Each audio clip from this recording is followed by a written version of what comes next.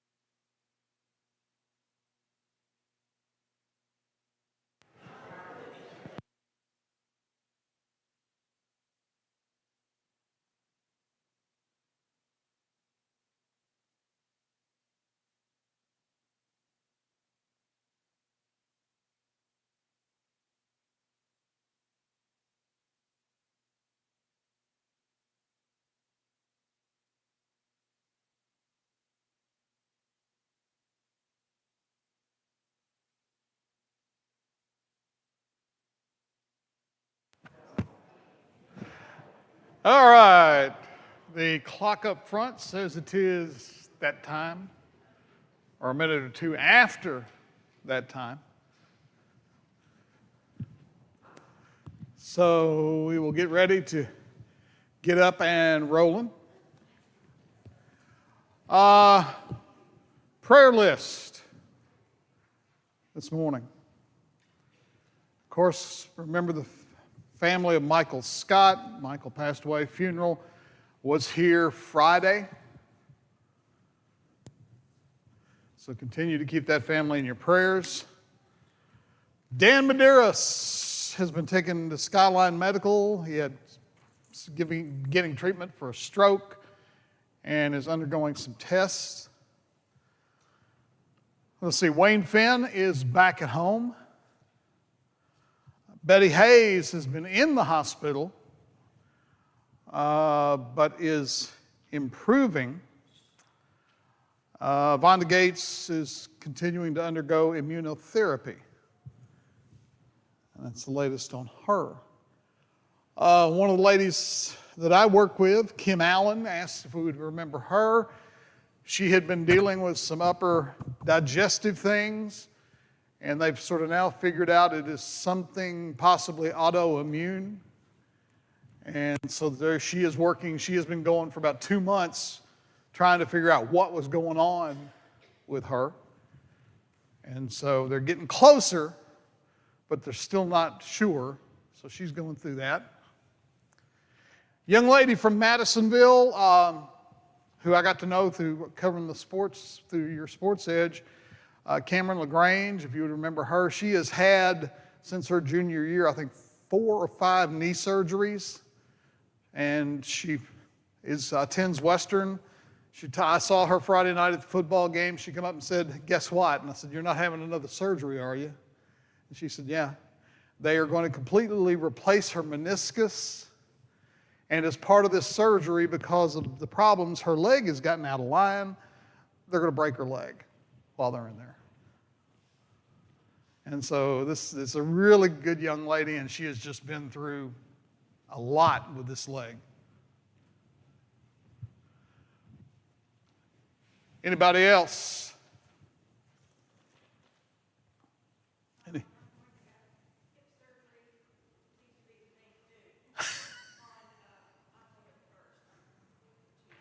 A week from Tuesday. So Susan, you have hip surgery. Okay. That is a common thing around here lately, isn't it? All right, who's going to sign up next?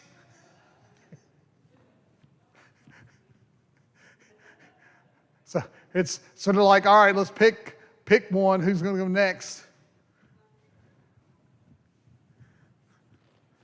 But at least you're planning yours. There have been a couple around here that weren't necessarily planned to happen and they end up having to happen.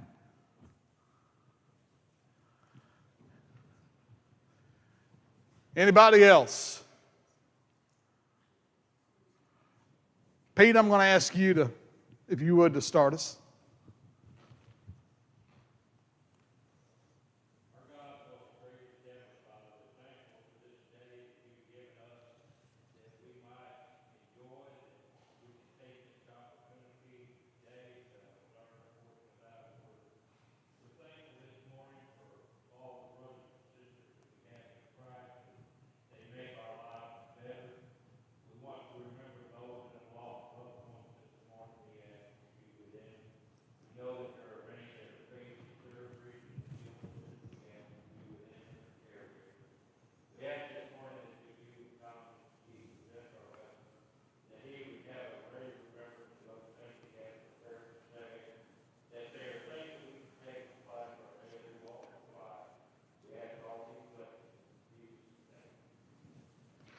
All right, we are continuing on in our look at the Gospel of Mark, to the point of look at the Gospel of Mark.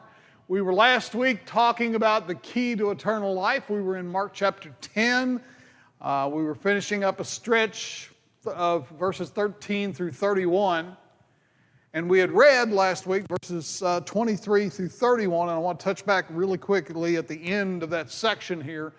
But we were talking about riches and how hard it is to focus on what you need to focus on. If you're focused in on riches, and we talked about those who do not trust in riches enter the kingdom. It's those who do not trust in riches. Now, we did point out that riches are not inherently bad. Having money is not necessarily a bad thing. It's when it becomes your focus and your sole objective, and it becomes what we talked about, becoming an idol in your life. The problem ends up being that we cannot depend on our riches and depend on God at the same time. Because what you depend on is where you're going to put your focus.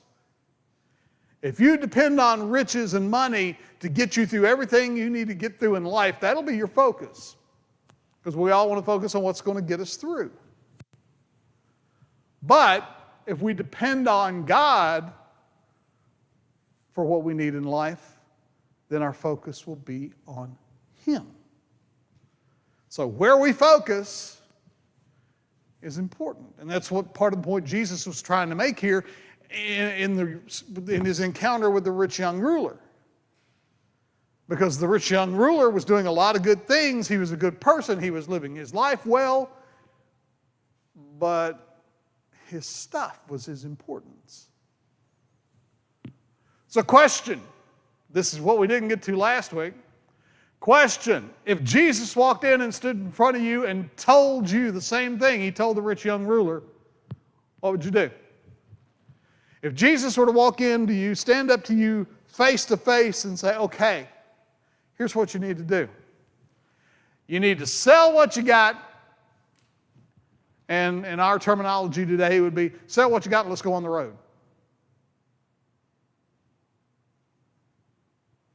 So before we get overly critical of the rich young ruler, because we have a couple of thousand years to look back on, before we get overly critical of him, let's think about what we would do in the same situation. Now, a lot of us would sit there, oh, that's easy. It's easy until you actually what? There you go. It's easy to say you could do it until you're put in the spot where you got to make that choice. How many of you in other things in life have said, oh, I could do this, or this will be easy, or whatever, and then when you get put in that situation, it's like, wait a minute, I don't know about this. So again, while we can say, oh, we would do that, Jesus, we would do that for you, until you're in that situation, how would you react? Would you do it? Would it be easy for you to do? You might eventually do it and give it all up, but would it be easy? Or would you go, okay, I can't qualify on that one. I'm out of the ballpark on that one. But there are a lot of things, just, staying from a distance, you say, it's easy. But until you get in that spot, you look at a lot of things people do around you, and it's like, well, why couldn't they do that? This looks easy. Why couldn't they set this aside and do that? Ask a person who's an alcoholic, hey, why can't you put that bottle down? That seems like it'd be easy. I could do that. Till you read up on alcoholism and suddenly realize it's not for them. We think it would be easy for us, but if Jesus stood in front of us and said, you got to give it all up.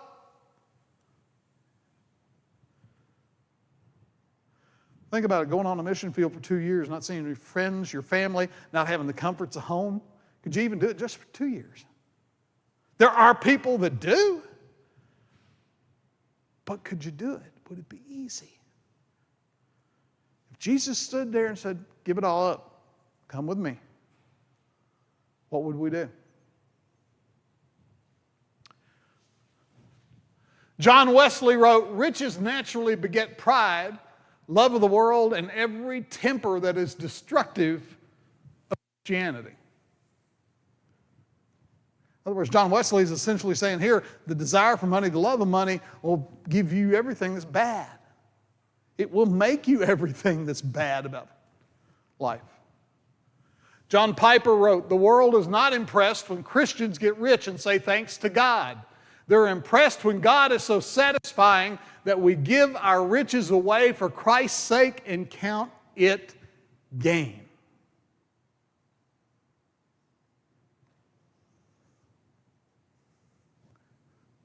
Not when we're rich and say, thank you, God, I got a lot of money. But the world is impressed when you have it and give it away and you count it as a gain. Mark 10:32 through 52 now, as we start a little bit of a different focus. What can Jesus do for you? Let's start off with Mark 10. We're going to read verses 32 through 34. Mark 10, 32 through 34.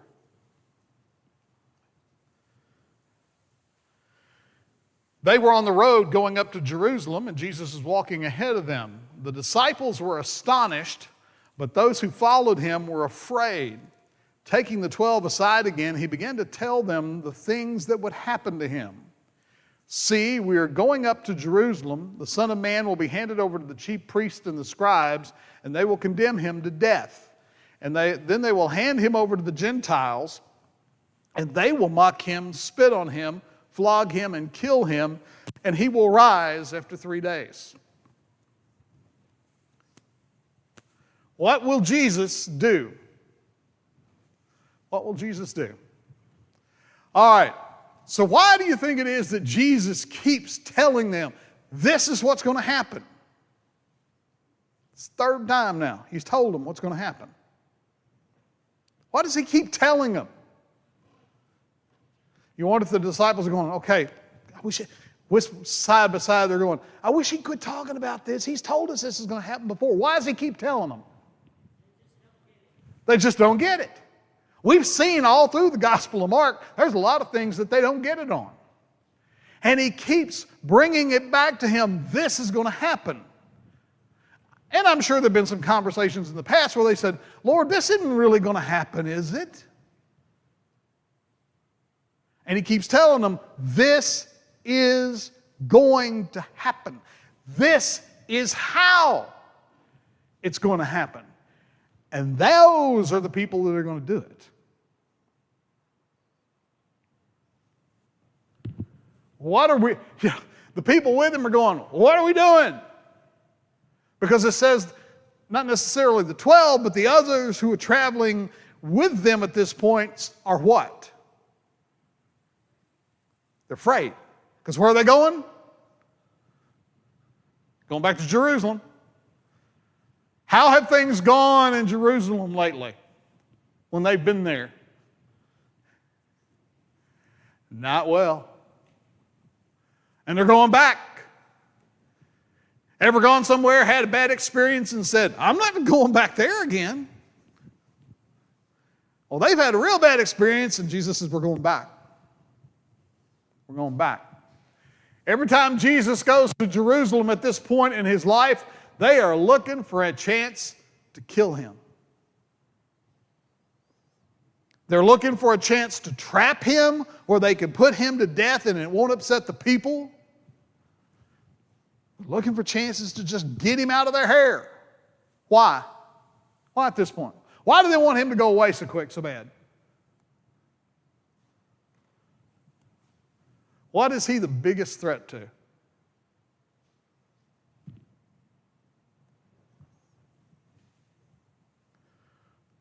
Are they worried about true faith arriving and true religion?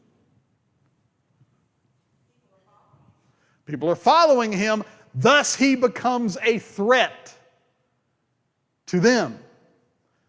Because the religious leaders of the day then lose their power, they lose their status, they lose their influence, and really at this point, that's all they care about. They're not really concerned about faith. And Jesus has criticized them for that. He's also, said, you guys should have seen me coming. But they're looking to kill him at this point. And here we go back to Jerusalem. So those who are following Jesus are afraid because for them, it is not safe. It's not safe. Today, do Christians ever go to places that are not safe? Many of us don't encounter that, but there are people and there are Christians around the world, there are missionaries around the world who go to places where it's not safe. In this case, Jesus does not alleviate their fears or concerns. Their fears are not, get this important point, their fears are not incorrect. Jerusalem is a dangerous place for them. And Jesus doesn't sugarcoat it here. He doesn't say, oh, it'll be okay. Everything's going to go well. Bring that forward a couple of thousand years to us today. Does Jesus promise us that our Christian life is going to be wonderful, it's fabulous, you're going to have everything you want? Is that what we're promised? No. Jesus doesn't sugarcoat it for us. There are a lot of false theologians and a lot of false gospels and a lot of false things being taught that will try to tell you it's going to be wonderful, you're going to have everything you want, send me your money and you're going to get a lot more. But Jesus here does not sugarcoat this for them. He does not say this is going to be a fun trip to Jerusalem. For us, he does not say it's always going to be a fun walk through this life. But he does promise he'll be there. And he does promise it will be unfathomable at the end. Jesus is not misleading them about where they're headed. And he does not mislead us today. You can read through the New Testament and see what Jesus says about the price of following him and what it entails and what it may mean for you. He does not mislead us today, and he was not misleading them then. That we're getting ready to go somewhere and this is what's going to happen to me. All right, let's go on to verse 35. Verse 35, we'll go through verse 40. So it says, James and John, the sons of Zebedee, approached him and said, Teacher, we want you to do whatever we ask you. What do you want me to do for you? He asked them. They answered him, Allow us to sit at your right and at your left in glory. Jesus said to them, You don't know what you're asking. Are you able to drink the cup I drink or to be baptized with the baptism I am baptized with? We are able, they told him. Jesus said to them, You will drink the cup I drink and you will be baptized with the baptism I am baptized with, but to sit at my right or left is not mine to give. Instead, it is for those for whom it has been prepared. Let me ask you a question. What's your first reaction considering what Mark had just written about and what Jesus has just told them? And now we see the question from James and John. As you look through this, Jesus has just said, we're going to Jerusalem, they're going to take me, they're going to kill me. And what do they do?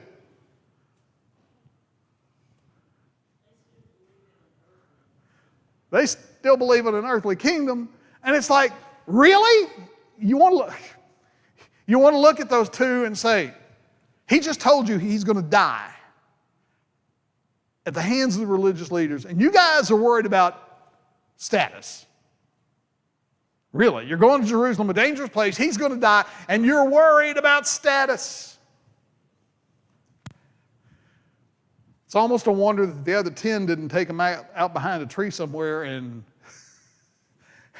to handle a little business for a little bit. What do you want from Jesus?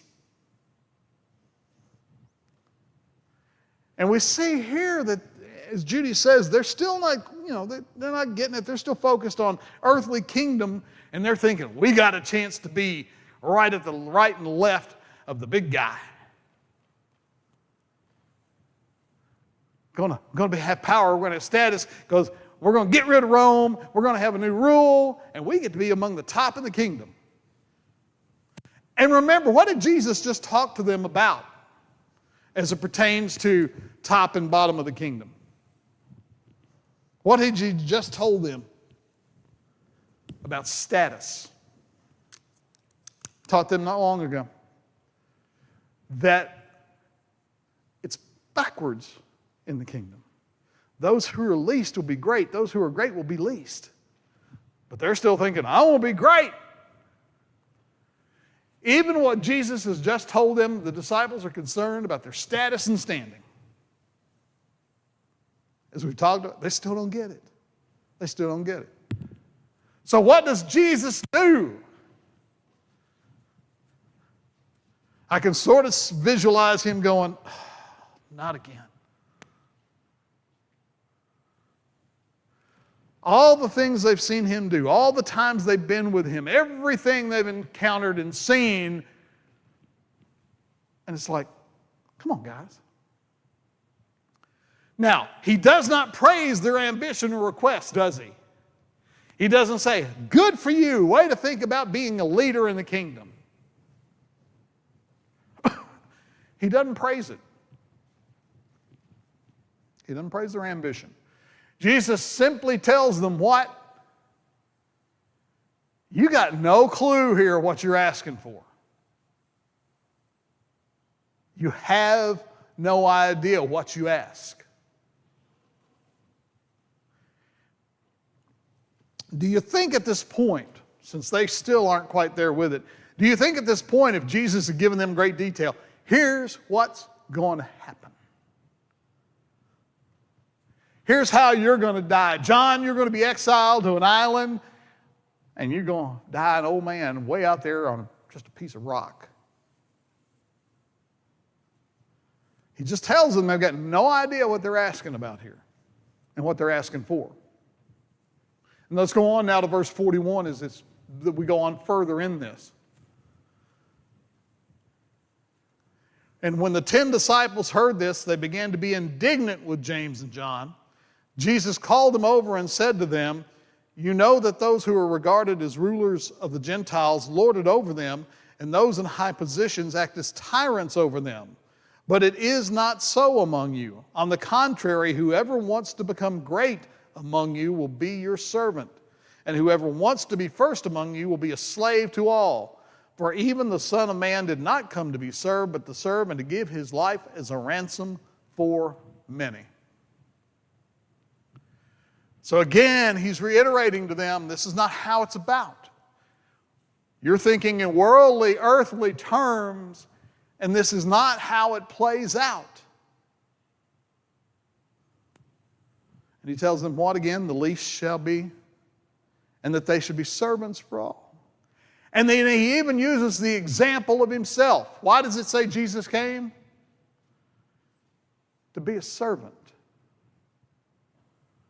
It's not about status. It's about serving. What a disciple is. If somebody asks you the word, what is a disciple? What would you say? What is a disciple? And you don't, I thought I heard somebody. And don't necessarily apply it to Christianity. Define disciple.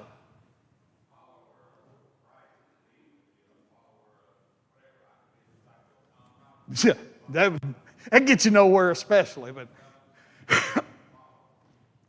a follower. And I think, Tim, you agree, part of being the follower is believing in the things that they say. You can follow someone or keep up with them and believe in them without being a disciple of them. Being a disciple of them means you're willing to adhere to the words that they say, to do the things that they ask you to do. What a disciple is. Jesus again explains to them what true greatness is. True greatness is not about being the biggest, the best, having the most money, having the most power, having the most influence. Being the greatest means being a servant. Setting yourself aside and setting others above. God, others, self down here. That's what greatness is, and that's what he's trying to get them to see. Jesus points out to the disciples that his followers are not to act like others. What's he say about the Gentiles as it pertains to when they get power and status? What's he say? That they lord it over others. Ever seen somebody that got a little power and go crazy? In the workplace, ever seen somebody gets promotion and suddenly they are just bull in the china shop? I think we've all encountered people that got a little power, a little influence, and it got to their head. And Jesus is saying here, the Gentiles, when they get power, they lord it over others. They use that power, they use that status. And what he's saying to his disciples here, we do not do that. You do not act like that. Because when you really look at the question James and John ask, you can see the root of that question, them thinking, I get to be over other people. I get to be more important to Jesus. I get to be more important in the kingdom. I get to be more important when the Messiah throws off Rome. I'll be up here. Note, they don't ask, Lord, how can we help others the most in your kingdom? They said, and the way Mark writes it here, they said, we want you to do something for us. Isn't that a little arrogant? You look at Jesus and say, I want you to do something for us. Now, let's come forward again about 2,000 years. Do we ever exhibit that same arrogance in our faith? Do we ever look at Jesus and go, Jesus, I want you to do this for me? Do we? It's not about what we get and what we have. It's for others. So Jesus, again, pointing out to his disciples, we don't act like other people do. We do not use our power to oppress others or to use authority for selfish purpose. We do not lord it over others.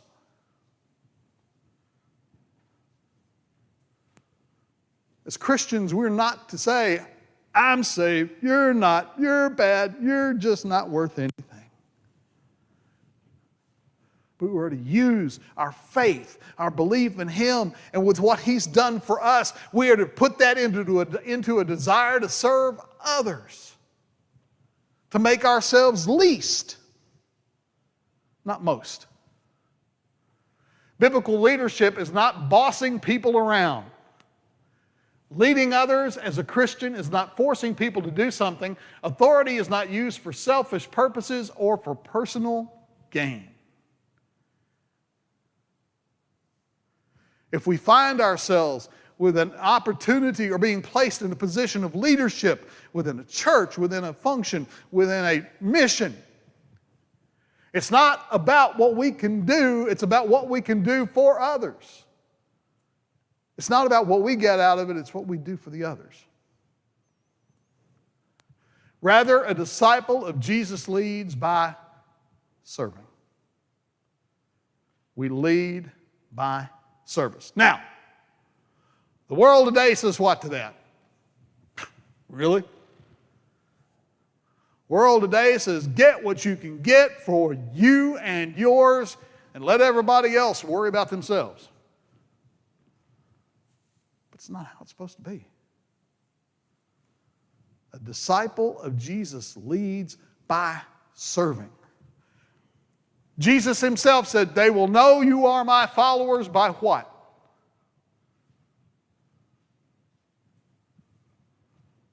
By your power?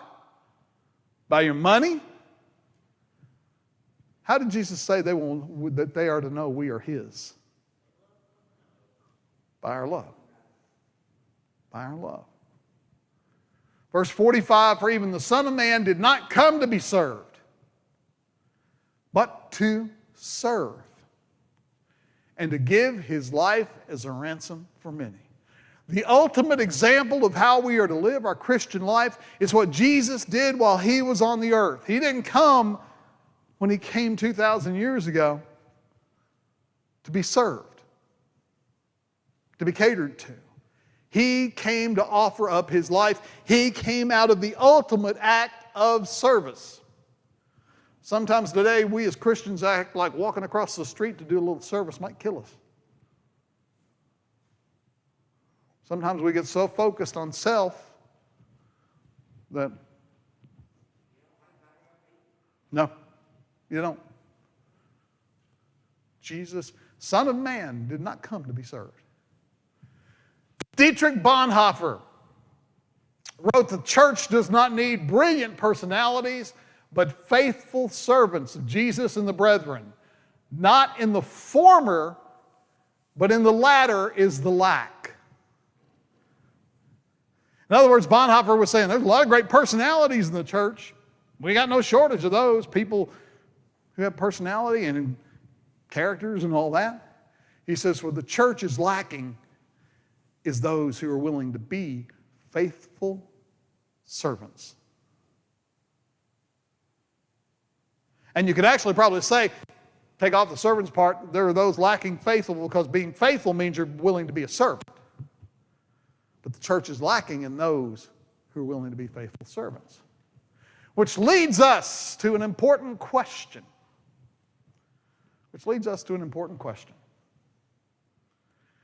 Did Jesus come to serve only the people who loved him and did good by him?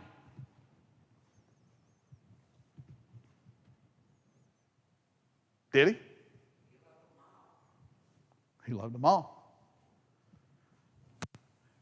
Jesus came to offer up his life for who? Everyone. Everyone. Now, do we sometimes lose track of that's how we're supposed to live our life as Christians? Sometimes it's like the people who live like us, the people who walk like us, the people who talk like us, the people who dress like us. What kind of people did Jesus hang out with? He got criticized for it a lot.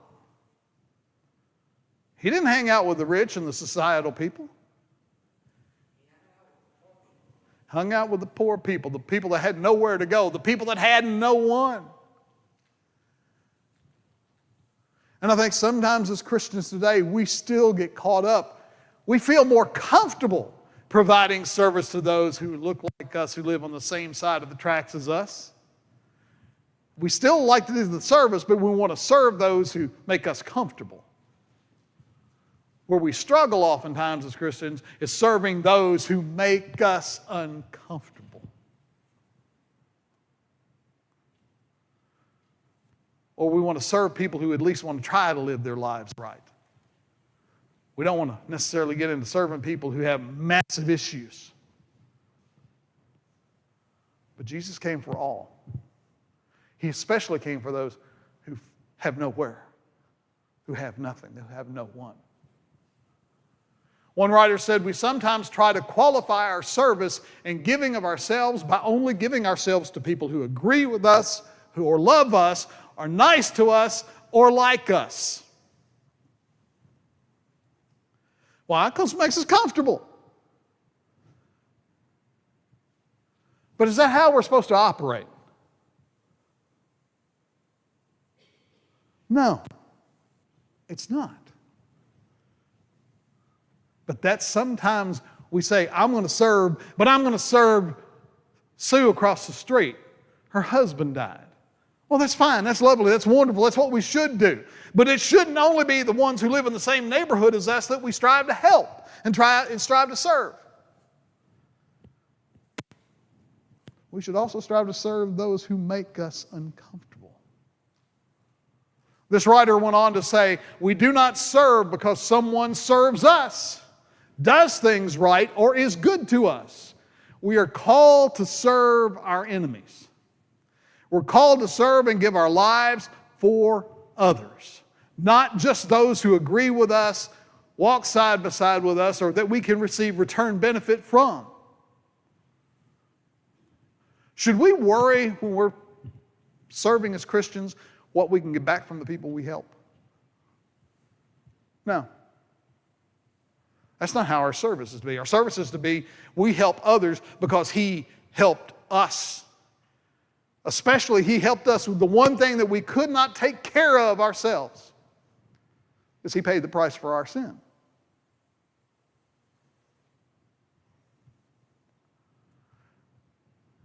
There are 3 essential ingredients. Came across an article about this, and it said 3 essential ingredients for developing a servant heart as we talk about serving others and having that desire to serve others. One is humility. If you're going to serve, that means you're bringing yourself down to a humble place, and you're willing to help those who may not be as fortunate as you.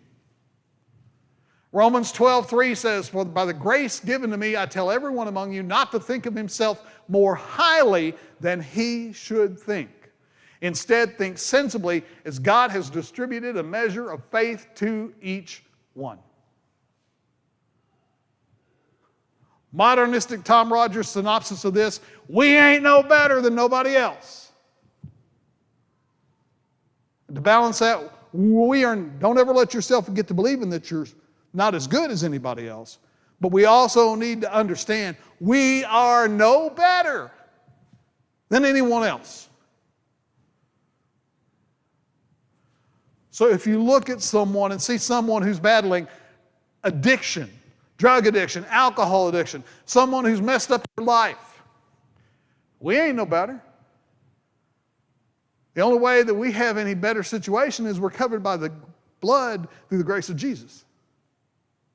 The grace of God. That's the only difference we have over those who are outside the faith, is that we're saved by His shed blood. Otherwise, we're walking in the same sinful boat. So don't be looking down on people who are dealing with things that you don't understand, that you don't realize what they're going through. Because in some way, we've all been down and going through something that it took His blood to save us out of. We also should develop an attitude of sacrifice. We should be willing to give up for others.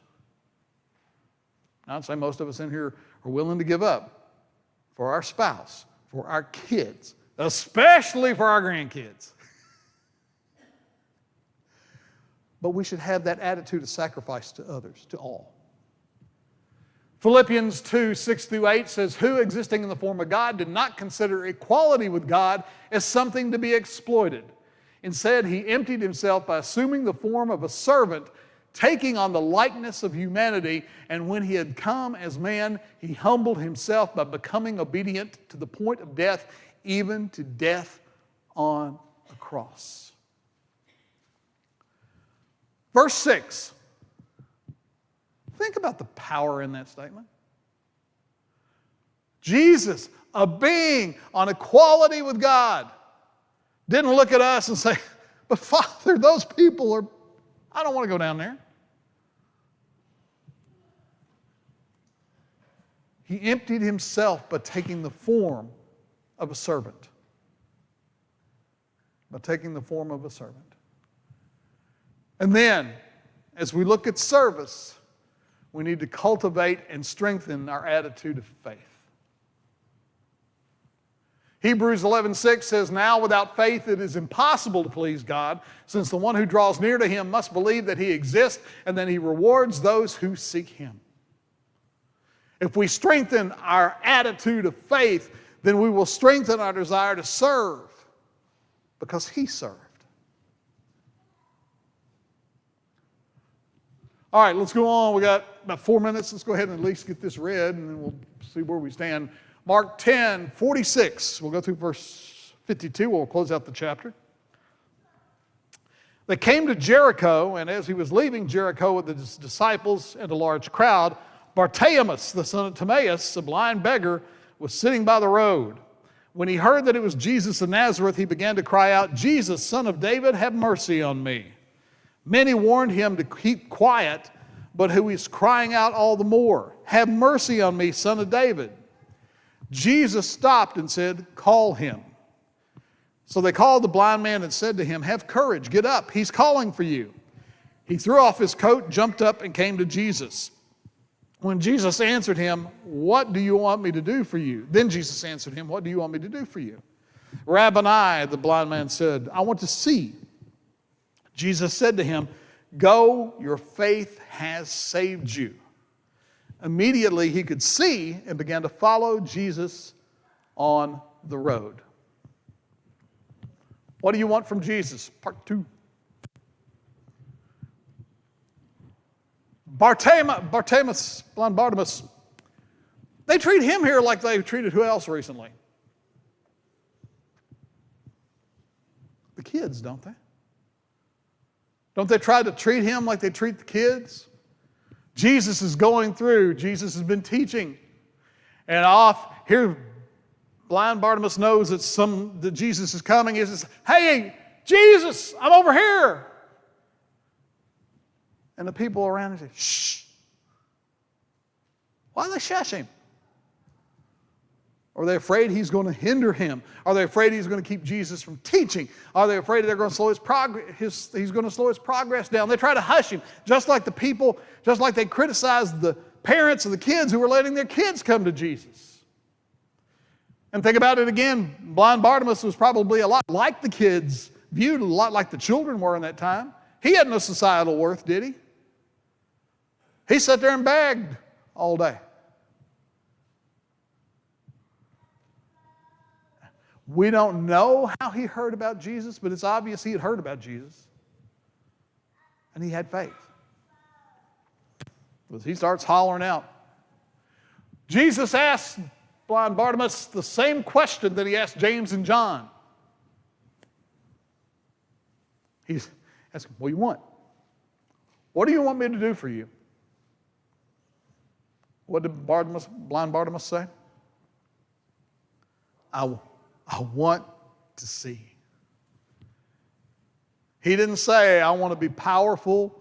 I want to have money. I want to have status.